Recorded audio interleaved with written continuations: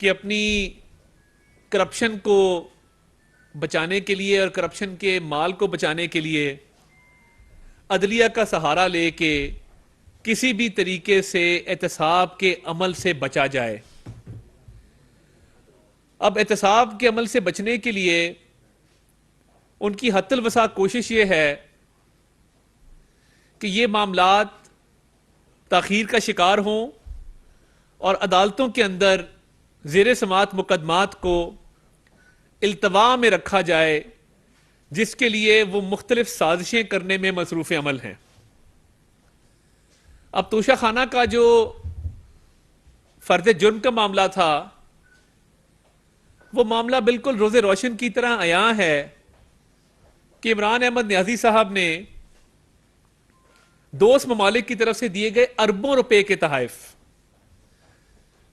लाखों के नहीं, करोड़ों के नहीं, अरबों रुपए के तहफ़ ब्लैक मार्केट में बेच के उससे हासिल होने वाली रकम को अपने इस्तेमाल में लाए और यह पैसा मनी लॉन्ड्रिंग के जरिए हासिल किया। अब यह मनी लॉन्ड्रिंग भी बड़ी टेक्निकल किस्म की होती है कि फरा गोगी साहिबा, जिनके दिफा में इमरान खान साहब ने टीवी पे आके कहा कि उनके पास कोई सरकारी ओहदा नहीं था, इसलिए उनको एहतसाब के अमल में शामिल नहीं किया जा सकता,